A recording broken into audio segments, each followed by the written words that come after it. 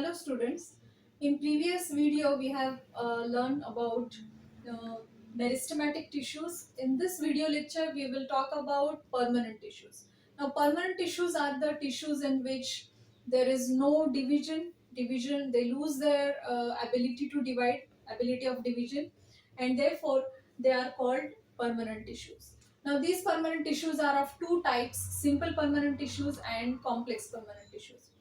In case of simple permanent tissues, the cells which are found in these type of tissues, they are similar type, they are of similar type, or one type of cells are found and they perform similar role or same role.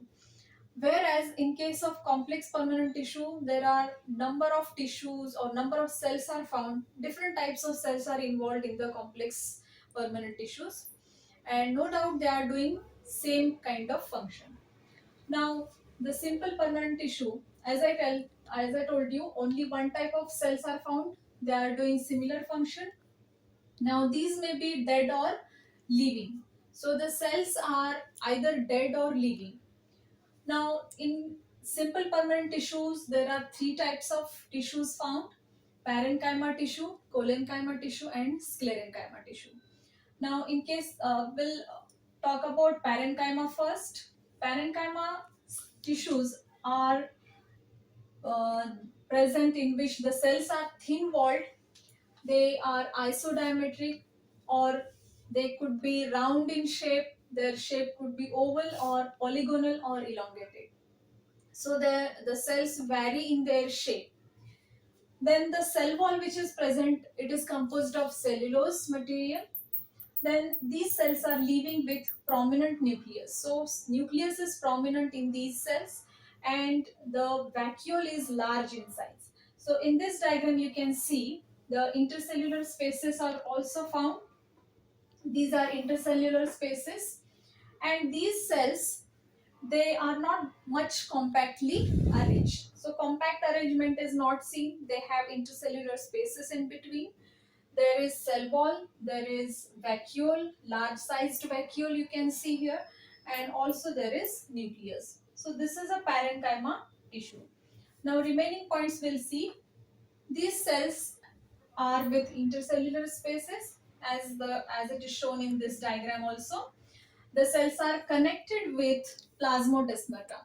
So the connection in between the two cells is by or with the help of plasmodesmata.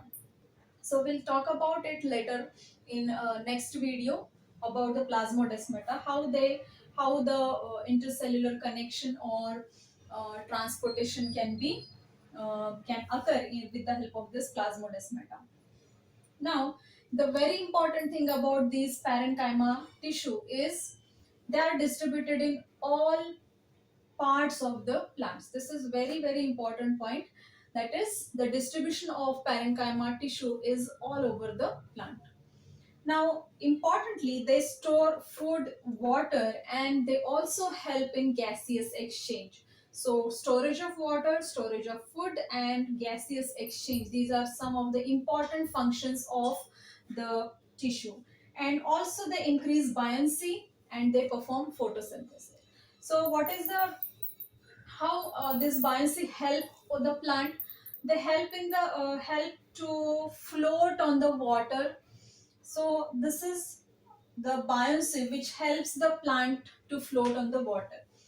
Then they also perform photosynthesis as they are found in the different parts of the plant. They also help in photosynthesis. So these are important points about this parenchyma tissue. And in the next video, we will talk about collenchyma and then sclerenchyma. Now, I hope you understand this point well. So, thank you so much for watching.